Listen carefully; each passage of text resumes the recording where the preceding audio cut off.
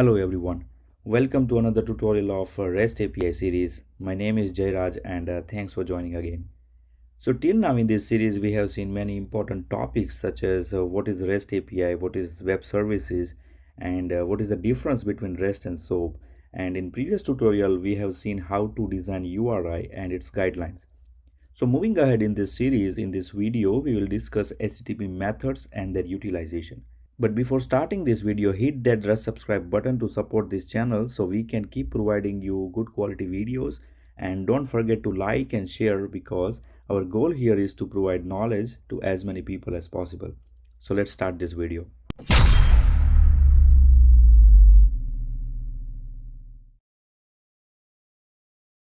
From discussion till now, we know the power of REST and its flexibility. And we also know that for REST communication, we need to interact with a resource. And here, these resources could be anything. So REST communication uses HTTP protocol, and this HTTP protocol was originally designed to provide interface for distributed system. So what is this distributed system is a topic of another discussion, but you can say that distributed system is a system whose components are located in different network computers and they should communicate with each other for that system to work.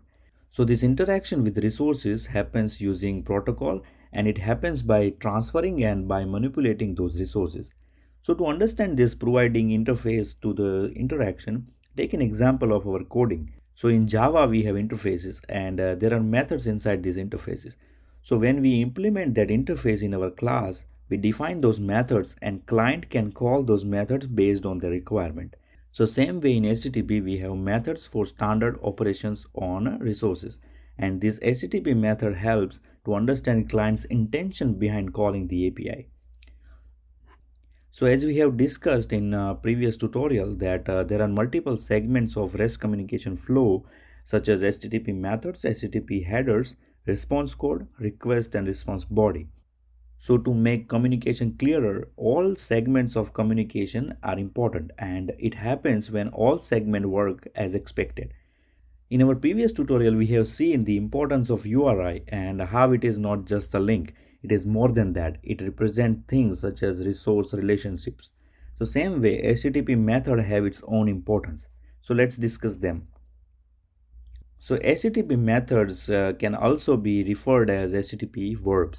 And these HTTP methods are get, post, put, delete, head, options and patch. So these methods are basically a category of operations on resource. So not all resources have to support all methods. Based on our use case and the characteristics of the resource, we can choose the support of this method at the time of development. So here get, post, put and delete is famous for CRUD operations in our everyday coding. So probably you have seen this before. So there are some common features based on how these methods behaves while communication. And these features are safe, idempotent and cacheable. And before discussing these methods, let's discuss these features first. So first we have safe. We can call method is safe if request doesn't alter the state of the server. So for example, read-only operations considered to be safe. And here the meaning of safe is a client doesn't request any change. Client just asks for information so it won't introduce any side effect or load on the server. And also it should not trigger any external calls. But there is no any restrictions imposed by server for a get method for creating a load. So as a developer, we shouldn't allow to do any operations that is not safe with these methods. So for example, get and head method is considered as a safe. So while development of this get and head APIs, as a developer, we need to make sure it won't alter a state of server, introduce any side effects, or it won't call external system. Next, we have idempotent. So dictionary meaning of idempotent is an operation in mathematics or in programming that is no matter how many times you execute on same resource, you will get the same result. So like adding a zero to some integer, it doesn't matter how many times we add a zero to particular number, that number will be same. The same way multiplication by 1. It doesn't matter how many times you multiply any number with 1, that number will be same as always. So same way, idempotent HTTP methods are the methods that doesn't matter how many times you call with identical requests, it will generate same result always.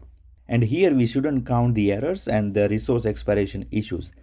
But if we use this method, it will leave server in same state as it was before, but except the keeping logs and the other statistic related information. So put and delete we can consider idempotent, and all safe methods like get and head are idempotent, but all idempotent methods are not safe methods. Moving ahead, next we have cacheable. Response of requests can be cacheable, and here cacheable means it can be stored and used later. So not all method responses can be cacheable. Some methods such as get and head are cacheable, and some response codes are cacheable. So ideally, a request that has both cacheable request and cacheable response code is eligible for caching. So we will discuss this caching mechanism in detail in upcoming videos, but these are the three features based on which we can categorize HTTP methods. So moving ahead, let's understand these methods. First we have get method, and as name suggests, it requests a representation of resource. So every time client needs some data, they can request with the get HTTP method, and response will contain the data of that resource. But this data could be anything. This data could be of resource or it could be pre-processed data. And additionally, request body is not a part of get request. So that means is we shouldn't use request body with the get request. So if you remember our social network example from last video, API can get resource representation directly like this. So here user is a resource and we are getting resource representation. Or it can return process data such as calculate age example. So here age was calculated by date of birth and the current date. So this is pretty standard get method and we can use it very easily for retrieval purpose. But we know that our request should be as efficient as possible because as we have discussed previously that the load and the rapid change in the internet. And to make our request more efficient, this method works with other features of HTTP. So for example, get request retrieves data, but we can attach header properties to make it more efficient. So these header properties are like this: if modified since, if match, or if none match. And with the use of these properties properly, we can make this get request conditional. So for example, when first time we access resource, server will send something called e tag with response header. And client can store this e tag, and next time when client requests again for the latest data, client can fire the same request but with the if none match property and put e tag as a value in header. And if that resource hasn't been changed since last time, then server will respond with a 304 not modified response code. This response will have header but not the request body because client already have the latest data. So no need to send body again. So by not sending body, we are saving unnecessary usage of network and bandwidth. So basically we are making our request conditional with these extra properties. And the same way we can have if range property which will help to send only partial representation of the data. And here we are saving bandwidth as much as we can. So we will understand header properties in further discussion, but for now keep in mind that we can add many other features with the combination of other segments of this HTTP. And additionally, get method is safe, idempotent, and cacheable. So moving ahead, we have post method. So post method is to submit an entity that can cause change in the resource state or it can affect the server. So normally post is a request to the server for accepting entity in the request body as a resource or sub resource. So basically we use post to create a new resource at the server side. So example of this like adding a new user via sign up process in any website or posting a news on the news bulletin. So response code of this request could be 201 or 200. So normally response of this method is not cacheable, but we can make it by using appropriate cache control or expire header fields. So we will discuss this in upcoming tutorial. So post is cacheable but not always. We have to configure using cache control and it is not idempotent nor safe. So moving ahead, we have put method, and the put request is for server to replace resource if exist or create a new one if it doesn't exist with the request body. Meaning of that is if request URI refers to existing resource, then it will be replaced with the request body content. And if URI does not point to any specific resource, then this API, this request will create new resource. So for example, if we consider our user API from social networking system, and here in case of updating user information, we can use a put method. And here we have URL that specified specific resource. So request will update this U-243 user. But in another case, we don't have any specific user. So in this case, request will give some extra information to identify the user. If server won't be able to find any particular identified resource, then new resource will be created with this data. So here, if a new resource has been created, then we have to inform client with 201 HTTP response code. So here, as you can see, put is doing creation as well as updating. So our question is, what is the difference between post and put? So first difference is post is not idempotent and put is idempotent. So meaning of that is, if we request multiple time with put, then it doesn't affect the server. But if we request multiple time with post, then it will create multiple same kind of resource every time. Take our previous example for updating user information, and even if you fire this put request multiple time, it will update data, but that data is also same, so it won't make any difference. But in case of post, if we fire same request multiple time, it will create a new resource every time we fire it.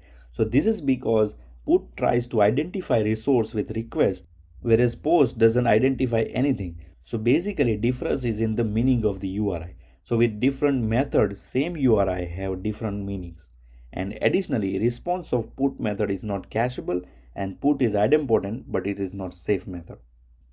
Moving ahead, we have delete method, and as the name suggests, delete is the request to the server for deleting resource identified by the URI. So for this request, possible success response codes are 200 in case of successful deletion of resource, and response have the body. 202 accepted in case of request accepted but not executed yet, and 204 which is not contained if request is successful but there is nothing to show to the user. And additionally, response of delete is not cacheable. Also, it is idempotent, but it is not safe method. So here, delete is a perfect example why we need to make sure proper use of methods. And making this delete idempotent is very much important. So to understand this, let's say it deletes one record every time it fires. And in case of multiple requests fired, it can damage the data. That's why developers should not implement RESTful APIs with delete last functionality or delete first functionality, because if by mistake this request goes in loop, then it will stop when nothing will left in the database. So these four methods were normally used in CRUD operation. And moving ahead, we have head method. So this head method requests header without body. It is the same as get but without a response body. So now question is why we need this method at all. So the reason behind this is again a performance. So for example, if we want to decide before downloading a large file, if that file is too large, then we don't want that file. In this case, we need to check the size of the response or file first before firing the request. So only header can give you this information. So if we just request header first, and then there is something called content length in the header, which can give us the information about the length, and we can decide we want that resource or not. And this is again an attempt to save the bandwidth. So this method response shouldn't have any request body like get. With only URI we can get the response, and if we want the resource, then we fire the same URI with just a get method instead of head. And this method is again idempotent, safe and cacheable like get. Moving ahead, we have options method. So this options is a method to request a communication options for resource identified by the URI. So this method doesn't invoke any action or any operation on the resource, but it provides necessary information for communication with the resource. So normally, response of this method doesn't contain response body, but we can add body to make it more informative. But some server doesn't allow body with the option method and discard it. So before putting body, have a look into your server configuration. But let's say you want information about only server, then you can put asterisk at the end of your host ID, and it will return options about the server. It will return all the other information about the server. So response of the option method is not cacheable, but it is idempotent as well as safe because it is not affecting anything else. So moving ahead, the last but not least, we have patch method, and this patch method is for partial modification of the resource, and it represents the modification of existing resource. So it is the same as update in our CRUD operation. So now we have a question that what is the difference between put and patch? So the main difference here is patch is not idempotent unlike put, because possibly it won't generate same output every time. So for example, auto increment fields. So in case of put, it will override everything. So there is no need to track that auto increment field. But in case of patch, it is possible that it will change something every time we will fire the request. So basically patch can have little side effects. Also put replace entire representation where patch updates a specific part of the resource.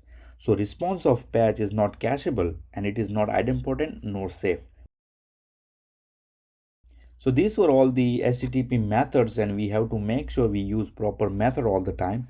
And there are few more methods like connect and trace, but we don't need to use them for now. So we will cover them in advanced level course. And additionally, we have some guidelines of using these methods properly. So let's have a look once. So first guideline is REST API shouldn't compromise design by misusing these methods. So we have limited method vocabulary for REST communication, and it is very important because wrong usage of method can lead to confusion at the client side and it can compromise the protocol transparency. So we should never misuse these methods, and to use them properly, understand your use case and select correct method for your use case. So for example, get method should be used to retrieve representation of the resource. Put must be used to update existing resource or to insert new resource. So post must be used to create new resource and to execute the controllers. Now what is this controller? So in previous tutorial we already discussed this controller in detail. So if you guys haven't watched it, go back and watch it. I already put the link into the description. But in few sentences, those are the resources that do some execution like work, like sending a message or calculating something. So in that case, we must use post method for controller execution. And delete should be used for deleting the resource. So these are standard HTTP methods, and that's how we can use and create our perfect API. So, but if you go to Postman, and you can see there are many methods available. So in HTTP, we have standard methods as well as custom methods, and you can create your own methods based on your use case, but it won't be registered with HTTP. So if you want to know more about that custom methods, you can go online and read about it. And that's all for now in this tutorial, and see you in next tutorial where we will discuss HTTP headers. And don't forget to like, share and subscribe to support this channel and grow this channel so we can keep providing you good quality content. And tell me how you like this tutorial in comment box with your questions and suggestions. I will try my best to give you answers. Also don't forget to check out description because I have put downloadable format of this summary of this video. So see you in next one. Till then, like, share and subscribe. Keep learning. Thank you very much.